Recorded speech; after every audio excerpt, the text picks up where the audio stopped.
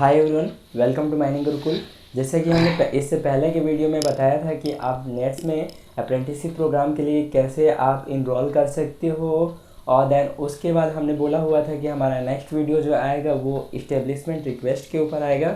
मतलब कि आप कैसे इनरोलमेंट करने के बाद किसी भी कंपनी या फिर किसी भी सब्सिडरी में ट्रेनिंग के लिए कैसे रिक्वेस्ट कर सकते हो या फिर इस्टेब्लिशमेंट रिक्वेस्ट कैसे डाल सकते हो। ठीक है, तो जैसे कि अभी हाल ही में SCCL ने जो है अप्रेंटिसशिप प्रोग्राम के लिए नोटिफिकेशन निकाल दिया है, तो हम ये भी बताएंगे आपको कि SCCL में भी आप कैसे इनरोलमेंट करने के बाद जो है इस्टेब्लिशमेंट रिक्वेस्ट कैसे कर सकते हो। तो शुरू करने से पहले मैं आपको बता दूं कि यदि आपने इससे पहले ही यदि इस्टेब्लिशमेंट रिक्वेस्ट कर दिया है और यदि आपका जो रिक्वेस्ट है वो 15 नवंबर से पहले एक्सपायरी हो रहा है, तो आपको जो है उस रिक्वेस्ट को डिलीट करके फिर से रिक्वेस्ट डालना होगा, क्योंकि SCCL ने ये बोला हुआ है। ठीक है, ताकि आपका जो एक्सपायरी डेट है वो एक्सटेंड हो जाए और 15 नवंबर के बाद तक रहे। तो चलिए शुरू करते हैं और देखते हैं स्टेप बाय स्टेप कि ये कैसे किया जाता है। सबसे पहले इसके लिए आपको जो है अपने मोबाइल फ़ोन पे या फिर सिस्टम के किसी भी ब्राउज़र को ओपन कर लेना है। देन यहाँ पे सर्च करना है आपको NATS पोर्टल। ठीक है, और उसको टाइप करने के बाद जो है आपको सर्च कर देना है। जब आप इसे सर्च करते हो तो आपको ये पहला वेबसाइट मिल जाता है जिसको आपको ओपन कर लेना है। जब आप इसे क्लिक करते हो तो एक पेज ओपन हो जाता है जहाँ पे आपको जो है लॉगिन और इनरोल का ऑप्शन यहाँ पे मिल रहा है आपको। तो यदि आपने अभी तक नेट्स के साइट में जो है इनरोलमेंट नहीं किया है तो आप उसे जो है डिस्क्रिप्शन में दिए गए लिंक में जा कर के वीडियो को देख करके इनरोलमेंट प्रोसेस को देख सकते हैं और इनरोल कर सकते हैं। अब इनरोल करने के बाद जो है यहाँ पे आपको लॉगिन का ऑप्शन मिल रहा है जहाँ पे आपको जो है यूज़र ID, मोबाइल नंबर या फिर ईमेल नंबर डाल लेना है। देन जो है आपको जो भी पासवर्ड है उसको इंटर कर लेना है। अब यहाँ पे आपको यूज़र ID और पासवर्ड मिलेगा कहाँ से? जब आप यहाँ से इनरोलमेंट प्रोसेस करोगे या फिर कर चुके होगे तो उस दौरान आपको जो है लॉगिन के लिए यूज़र ID और पासवर्ड मिल गया होगा। ठीक है, तो सिंपली यहाँ पे आपको जो है पहले ईमेल या फिर यूज़र ID डाल लेना है और पासवर्ड डाल लेना है। और यूज़र ID और पासवर्ड डालने के बाद जो है यहाँ पे जो भी कैप्चा शो होगा उसको आपको यहाँ पे इंटर कर लेना है और देन उसके बाद आपको जो है लॉगिन पे क्लिक कर देना है।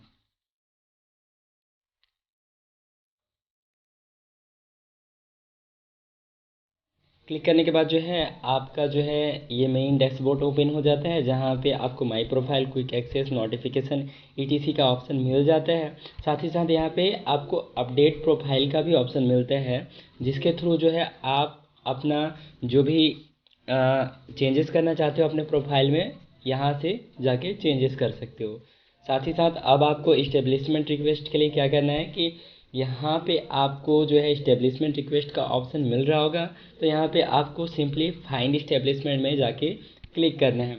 जब आप इसे क्लिक करते हो तो एक अदर पेज ओपन हो जाता है जहाँ पे आपको दो ऑप्शन मिलते हैं, सर्च इस्टेब्लिशमेंट और इस्टेब्लिशमेंट लिस्ट का। ठीक है, साथ ही साथ जब आप सर्च क्राइटेरिया में जाते हो तो यहाँ पे सर्च बाय प्रेफरेंस देता है और साथ ही साथ दूसरा देता है सर्च बाय इस्टेब्लिशमेंट नेम। तो आप इन दोनों ही ऑप्शन से, सर्च बाय प्रेफरेंस और सर्च बाय इस्टेब्लिशमेंट नेम, दोनों ही ऑप्शन से आप जो है अपना इस्टेब्लिशमेंट रिक्वेस्ट डाल सकते हो। तो हम दोनों ही ऑप्शन से आपको बताते हैं कि आप कैसे स्टेप बाय स्टेप ये पूरी प्रोसेस को कर सकते हो। तो सबसे पहले हम बताते हैं सर्च बाय प्रेफरेंस के ऑप्शन से आप कैसे इस्टेब्लिशमेंट रिक्वेस्ट डाल सकते हो। तो सिंपली आपको जो है एजुकेशन में जाना है। एजुकेशन में आपको सेलेक्ट करना है ग्रेजुएट और डिप्लोमा। इसमें आपको जो है ग्रेजुएट ऑप्शन सेलेक्ट कर लेना है। देन उसके बाद आपसे पूछा जाता है ब्रांच ऑफ स्टडी। तो ब्रांच ऑफ स्टडी में जो है आपको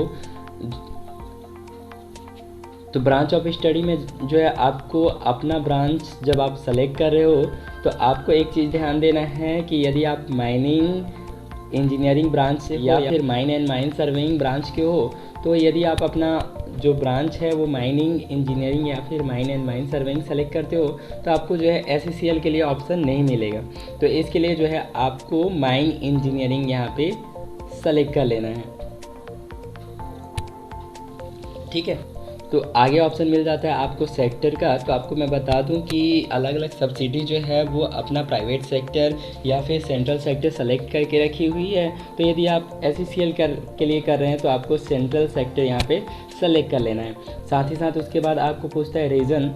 तो रीजन में जो है आपको SCCL के लिए आपको वेस्टर्न रीजन सेलेक्ट कर लेना है। यदि आप अदर सब्सिडी के लिए अप्लाई कर रहे हैं तो उस सब्सिडी के अकॉर्डिंग आपको रीजन यहाँ पे सेलेक्ट कर लेना है। तो यहाँ पे SCCL के लिए मैं वेस्टर्न रीजन सेलेक्ट कर लेता हूँ।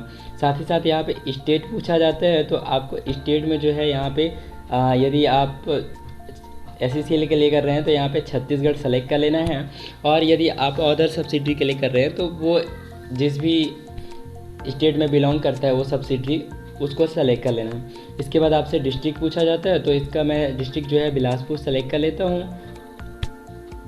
देन इसके बाद चॉइस ऑफ इस्टेब्लिशमेंट या फिर नेचर ऑफ टेक्निकल एक्टिविटी पूछा जा रहा है, तो ये आप नहीं सेलेक्ट करते हैं तो कोई दिक्कत नहीं है, और अगर आप सेलेक्ट करना चाहें तो कर सकते हैं। साथ ही साथ यदि आपके पास कोई इलेक्टिव सब्जेक्ट था कोर्सेज के दौरान तो आप वो भी सेलेक्ट कर सकते हैं। तो ये सब फिलअप करने के बाद जो है आपको नीचे सर्च का ऑप्शन मिल जाता है, जहाँ पे आपको क्लिक करना है। जब आप यहाँ पे क्लिक करते हो तो आपको जो है सर्च के ऑप्शन पे यहाँ पे एक साउथ ईस्टर्न कोलफील्ड लिमिटेड का ऑप्शन मिल जाता है, जहाँ पे फील्ड एरिया ऑफ इंटरेस्ट में प्रोजेक्ट एग्जीक्यूशन दिया हुआ है, सेक्टर में सेंट्रल दिया हुआ है, रीजन में जो है वेस्टर्न रीजन दिया हुआ है।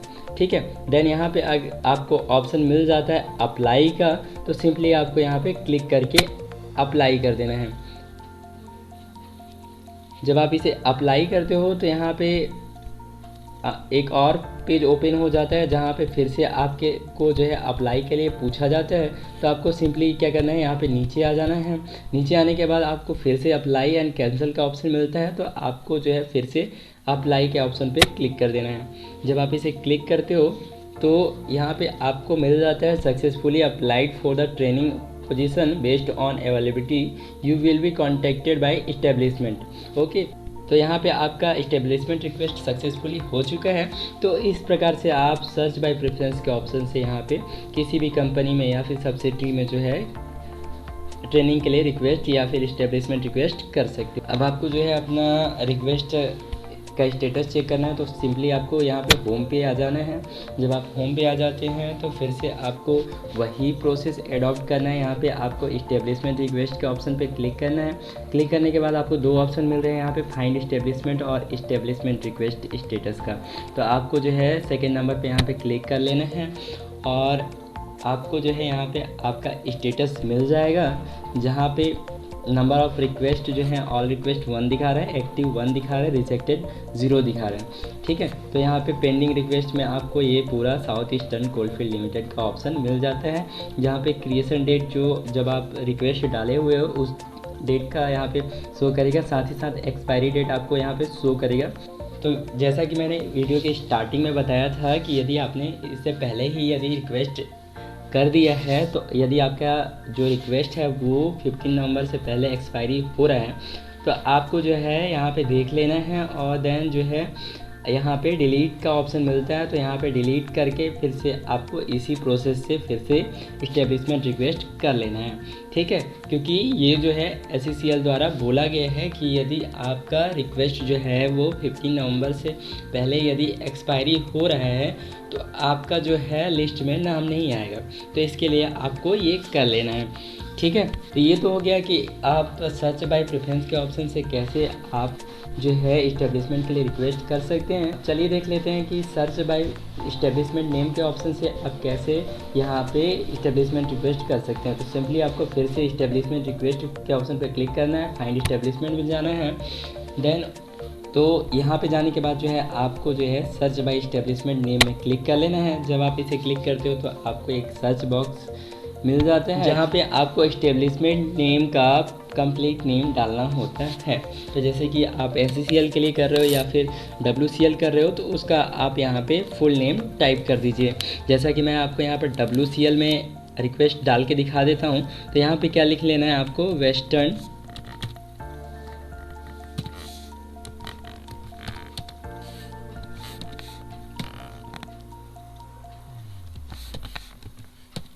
कोलफील्ड जब आप यहाँ पे एक वेस्टर्न कोलफील्ड लिख करके सर्च करते हो तो यहाँ पे सर्च मारने के बाद आपको एक ऑप्शन मिल जाता है वेस्टर्न कोलफील्ड लिमिटेड।